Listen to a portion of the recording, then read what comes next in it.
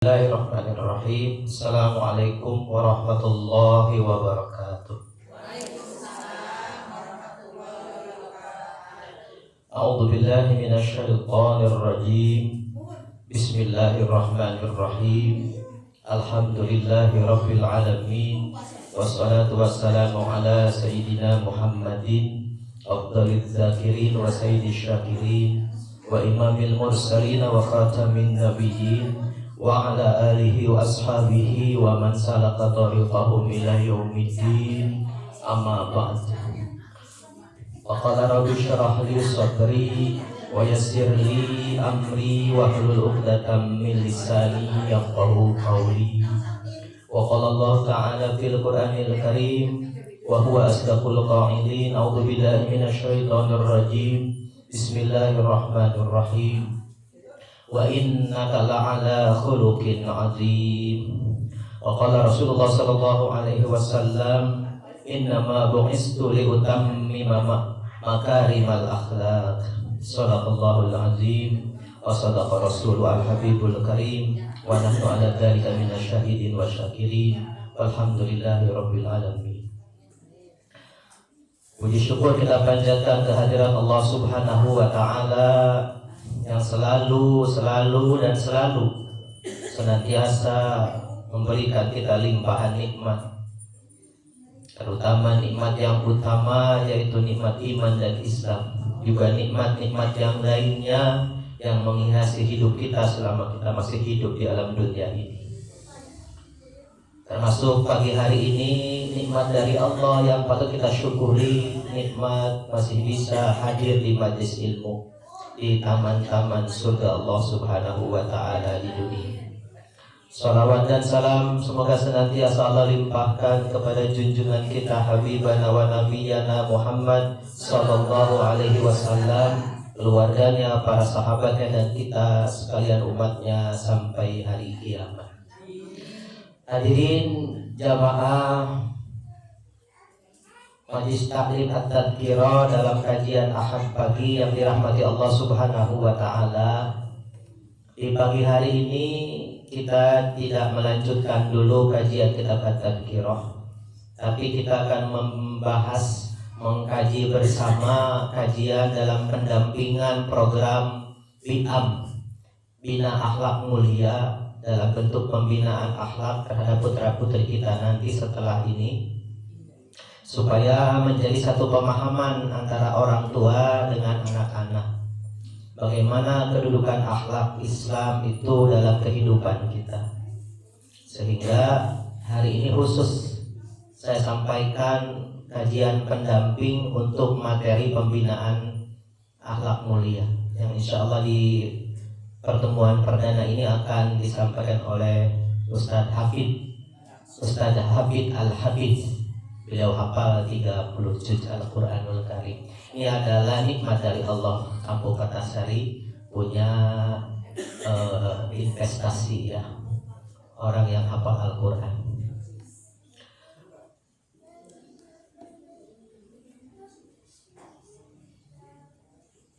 Sebelumnya di awal mungkin saya sampaikan dulu.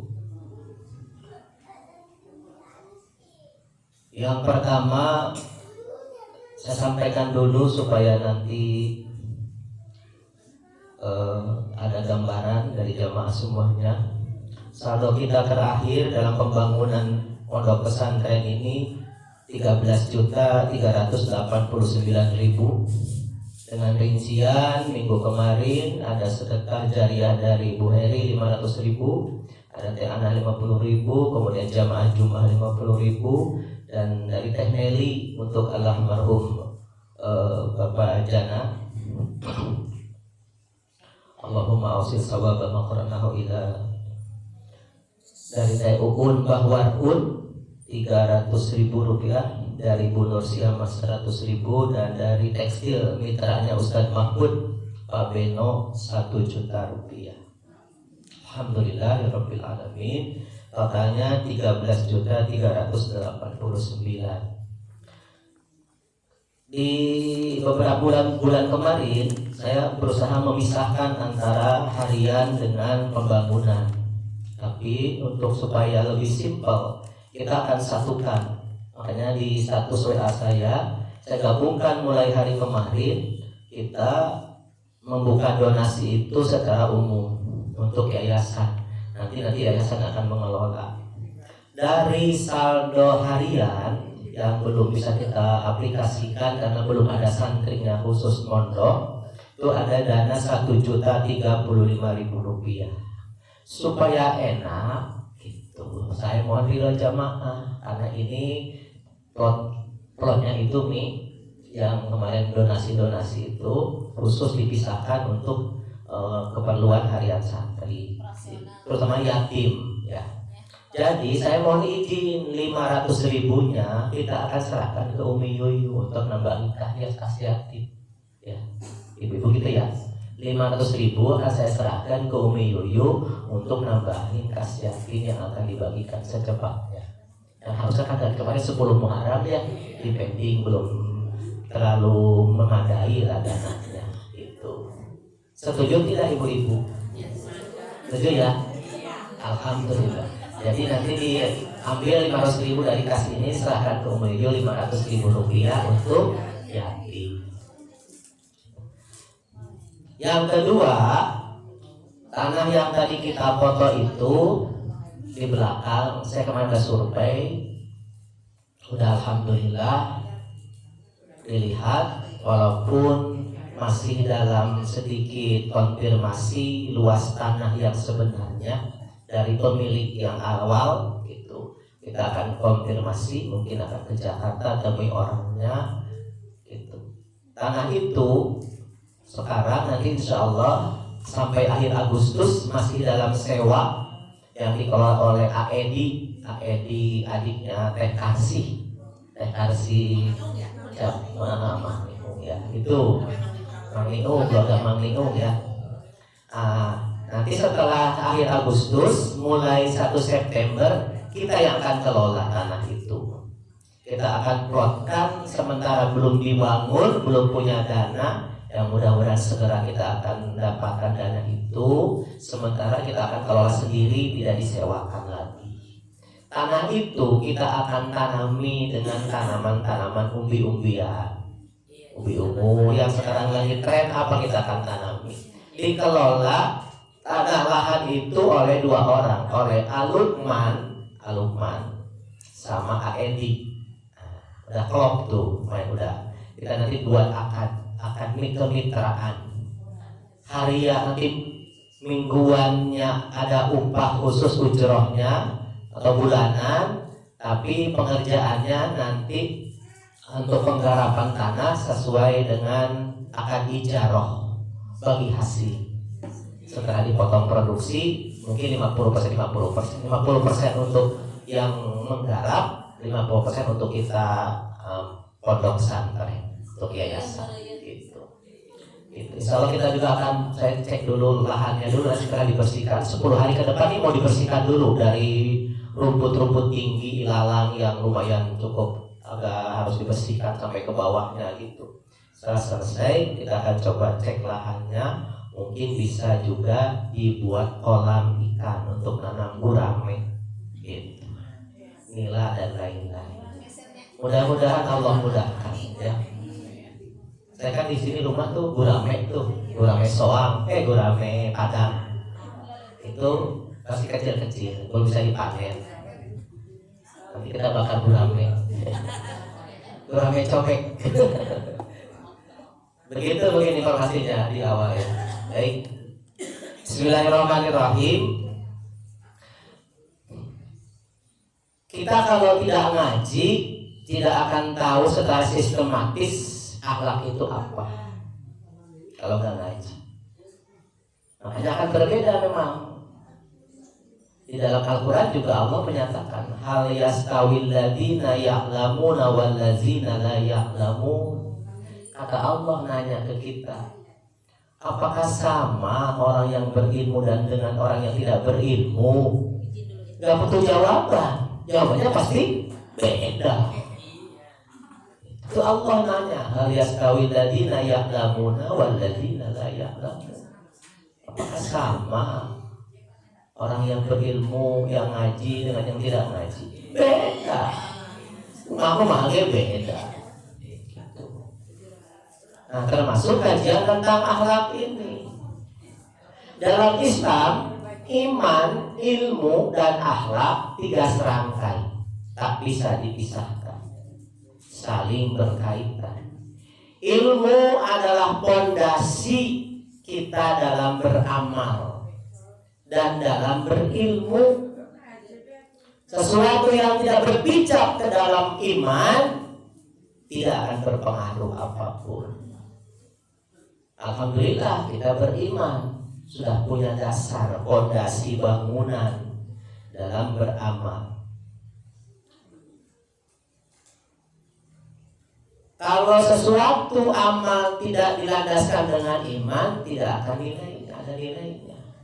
Makanya orang-orang kafir tidak mendapat kehormatan sedikit pun di padang mahsyar, langsung ke neraka. Dia tidak berikan kesempatan untuk melalui sirah, tidak. Orang munafik masih bisa, karena ada amal yang terlihat, walaupun tidak punya iman sebenarnya sama. Orang kafir kan sama sekali, iman gak punya, amal juga tidak. Yang pertama, jadi iman itu adalah fondasi. Yang kedua, ilmu. Ilmu adalah cahaya. Cahaya seorang muslim memahami ajaran-ajaran agamanya. Dan ilmu itu untuk menguatkan iman. Ilmu itu cahaya untuk menerangi hidup kita, menjadi jalan untuk kita memahami ajaran agama dengan ilmu. Makanya orang kalau ke pondok, pesantren, kemana belajar, sekolah gitu, itu punya ilmu terbuka, dia mendapat cahaya dari apa yang dia pelajari dengan ilmu itu. Tetapi ilmu juga sekaligus, ilmu juga adalah penguat iman. Orang kalau imannya tanpa ilmu, gak jelas, salah. Jadi itu iman tanpa ilmu, salah. Salahnya bagaimana? Dia punya iman, merasa iman sama Allah, tapi dia meyakini ada kekuatan lain selain Allah. Makanya saat dia ingin sukses, bukan dia minta sama Allah dengan jalur-jalur yang sudah dicontohkan Rasul. Dengan ibadah minta sama Allah, berdoa setelah ibadah. Dia tidak melalui jalan pintas, datang ke dukun, datang ke paranormal. Dia punya iman, tapi nggak punya ilmu, salah ilmunya, salah. Itu. Jadi ilmu adalah cahaya memahami kita untuk memahami ajaran Islam dan untuk memperkuat iman kita.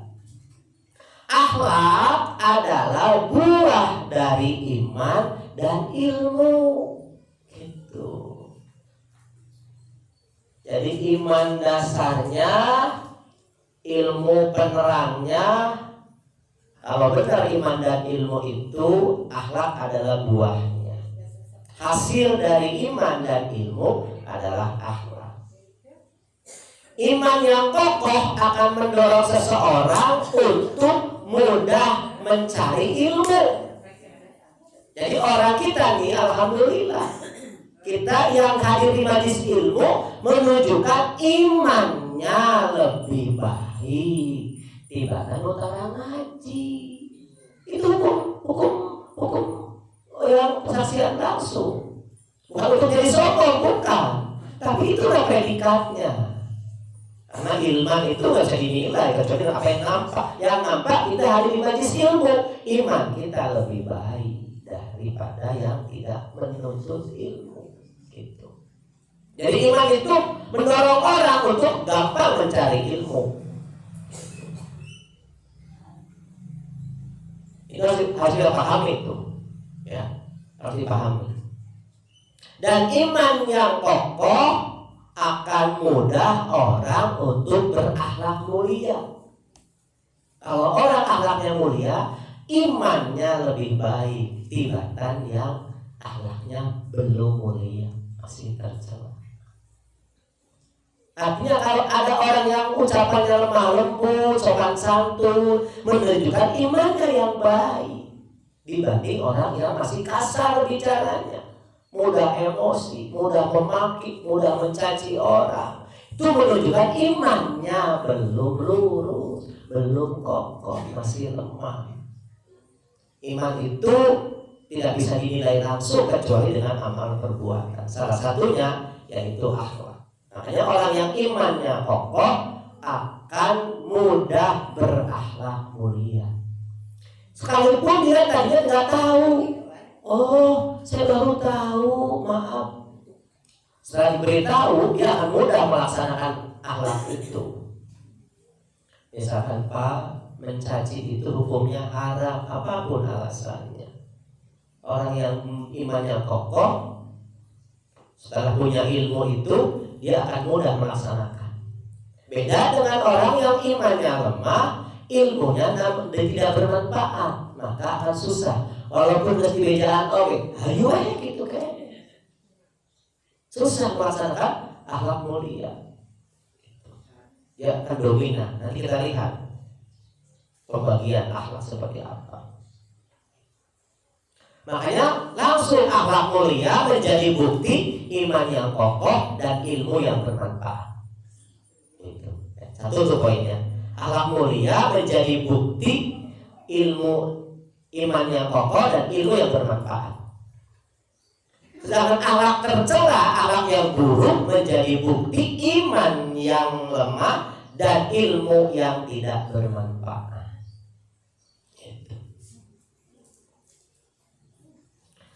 Nah, sekarang kita khusus mengkaji akhlak, keutamaan akhlak. Kenapa anak-anak saya programkan untuk akhlak dulu sebelum nanti pondok ini berdiri, kita berjalan. Saya tidak ingin mengkhususkan untuk yatim saja, tapi untuk semua anak-anak muda. Saya punya niat apa ibu-ibu? Ingin memotong jalur generasi perokok. Saya ingin anak-anak muda kita tidak merokok. Mungkin 80%. Itu 80%. Pengennya. Kenapa? Karena rokok itu gerbang narkoba. Nah mungkin jarang lah orang kalau narkoba nggak melalui rokok. Enggak lah. Dia harus biasa merokok dulu, baru narkoba. Nauzubillah ya, kita ini zona merah. Ya, nauzubillah. Bagaimana ibu-ibu hidup 10 tahun ke depan nanti dengan cucu-cucu kita, cicit kita nanti, kalau tidak kita ikhtiarkan di mana saja nanti, maka kita tularkan kemana-mana kalau kita sudah berhasil di sini. Pemuda itu nanti akan kelihatan.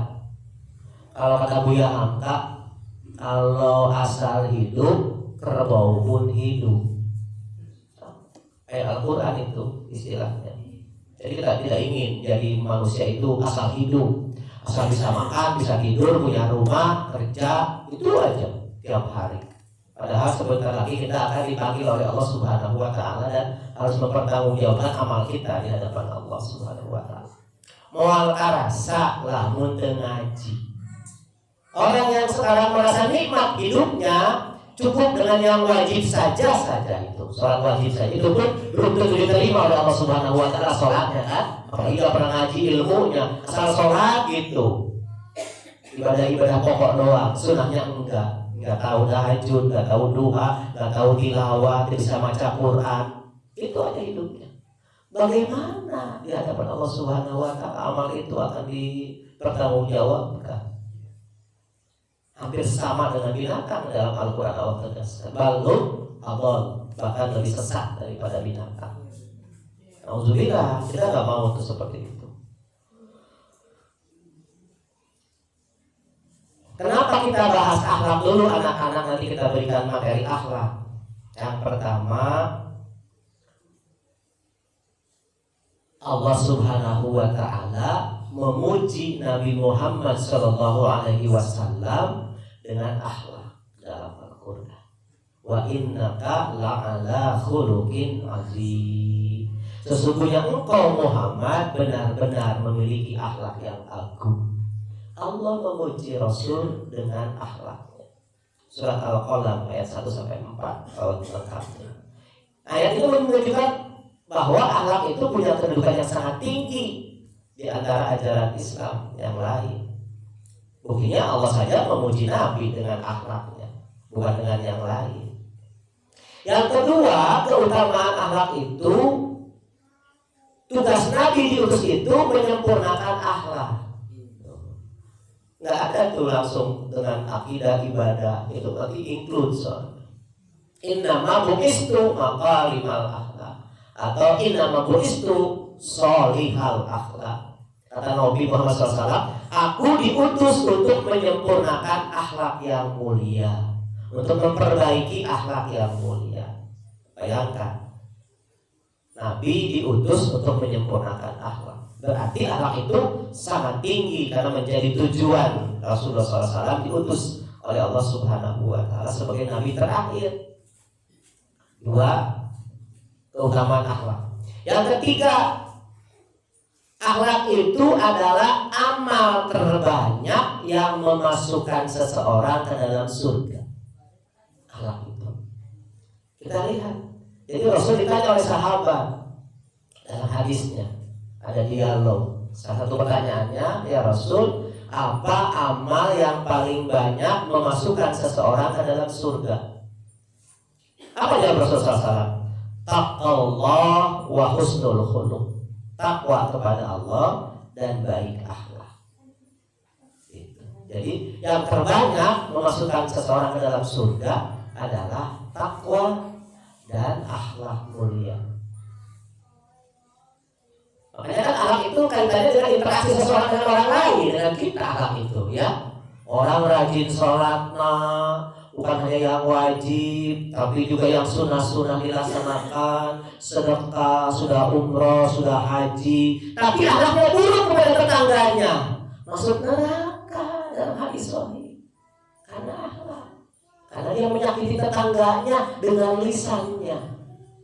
Gak dinilai sama Allah ibadah-ibadah pribadinya, ibadah-ibadah individu gak dinilai sama Allah. Haji ibadah individu, umroh ibadah individu, sholat ibadah individu, zakat ibadah individu, walaupun ada kaitan dengan orang lain, gak dinilai sama Allah. Kalau dia menyakiti tetangganya, itu adalah akhlak yang buruk tercela, menghapus amal-amal pribadinya. Makanya yang terbanyak nanti memasukkan orang ke dalam surga adalah akhlak. Satu lagi, ada orang, kata sahabat itu, ada orang yang ibadahnya cuma yang wajib saja, yang pernah dia melaksanakan hal sunnah, belum umroh, belum haji, hanya yang fardu saja yang dia mampu, tapi dia tidak pernah menyakiti tetangganya, akhlaknya baik kepada tetangganya.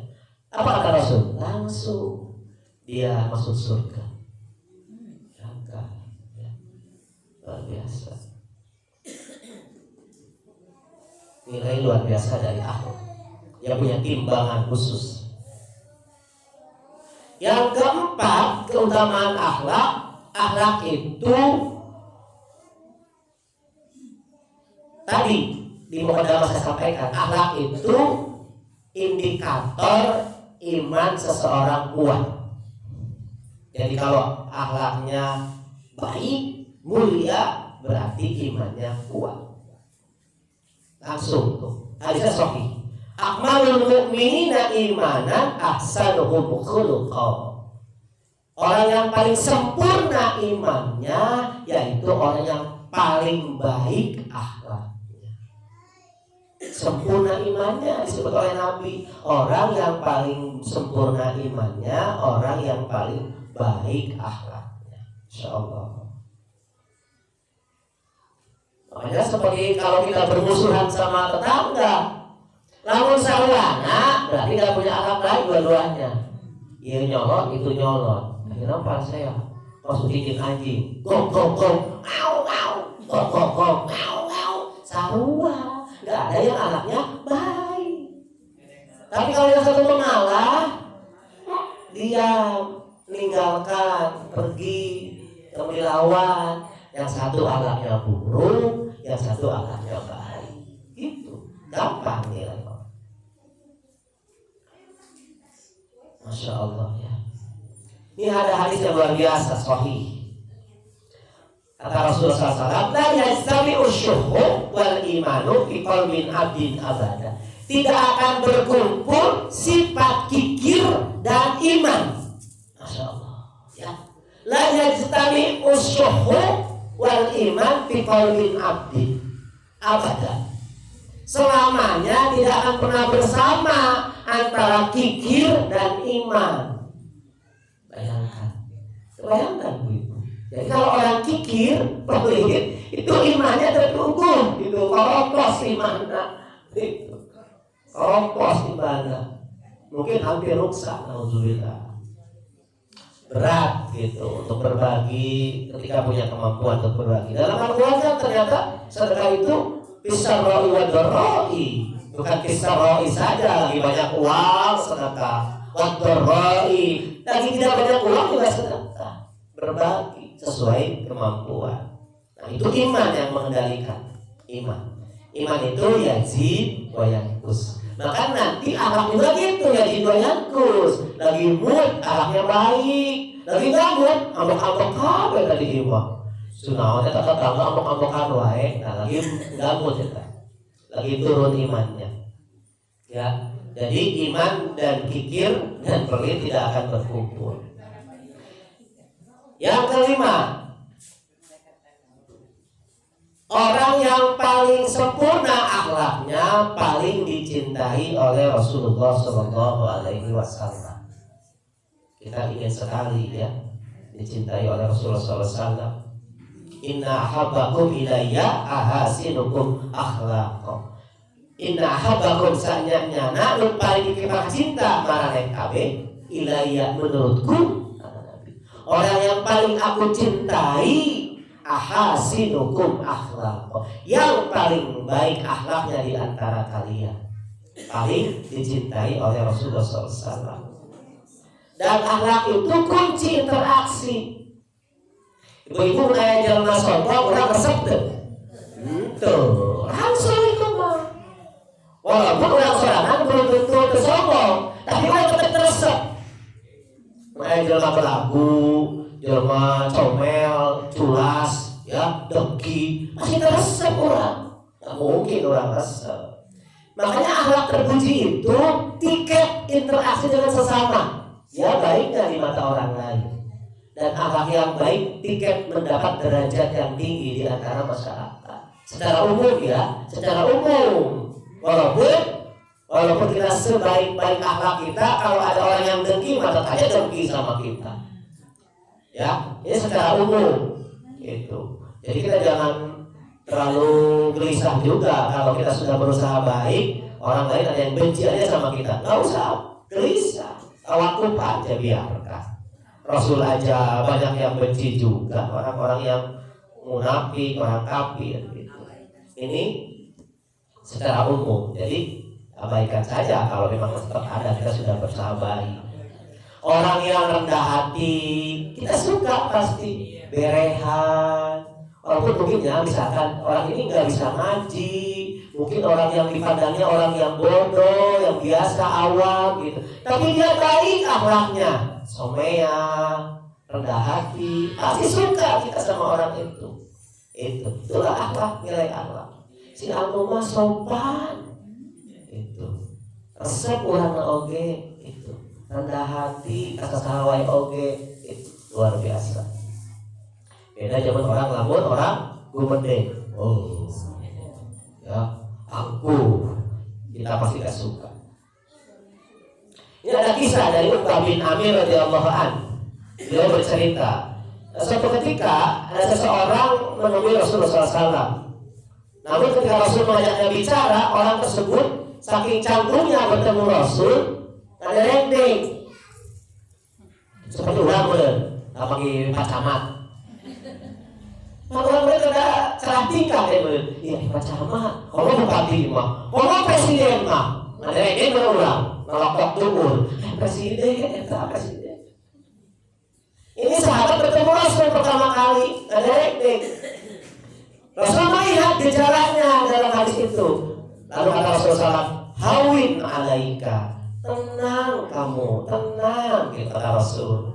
Ya tenang gitu, ringan-ringan saja. Fa ini lastu bimalik. Aku bukan raja, kata Rasul. Fa ini lastu bimalik. Aku bukan raja. Innama ana ibnu imra'atin taqulul qadim. Aku adalah anak seorang perempuan yang terbiasa makan daging kering. Rasul merendahkan dirinya. Nggak usah takut, tenang saja. Kamu jangan gemetaran begitu. Aku adalah anak dari perempuan yang terbiasa makan daging kering. Singkong beramurnya, ulah gitu. Artinya ada sampel, hui, lain keju misalnya gitu. Jadi menenangkan sahabat itu sampai sahabat itu merasa tenang. Ini luar biasa, gitu ya. Menunjukkan bagaimana akhlak Rasulullah SAW ya, kepada orang itu. Bagaimana interaksi beliau luar biasa.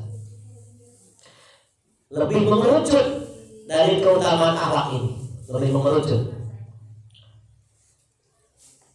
Rasulullah SAW bersabda, Inna syarran nasi manzilatan indallahi yaumal qiyamati man wada'ahu aw tarakahu nasu ittiqa'a pusyik.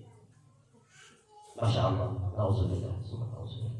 Seburuk-buruk manusia yaitu orang yang paling buruk kedudukannya di sisi Allah pada hari kiamat, yaitu orang yang ditinggalkan oleh manusia karena takut keburukan akhlaknya. Jadi orang kalau dikasih ke jami, entah merasa bangga. Oh itu si Udun kali kabehan oke. Osahan wangi. Katanya entah bangga. Itu teh orang ciri tanda seburuk-buruk orang, dibenci, ditakuti manusia. Itu berarti jeker teh seburuk-buruk manusia eta. Sok ngarampas harta batur, malah segala macam, nauzubillah. Ulah sampai ulah jadi seburuk-buruk. Atau orang takut karena amarah kita. Kalau kita marah bermasalah dengan tetangga, langsung mau berdoa. Jelas ya udah. Hati-hati yang si anu mah. Mun para siapa langsung mau berdoa. Gak ada yang berani sama orang itu. Gak ada yang berani, bukan berarti gagah dan mulia di hadapan Allah. Justru menjadi orang yang seburuk-buruknya manusia. Nauzubillah, subhanallah. Yang keenam,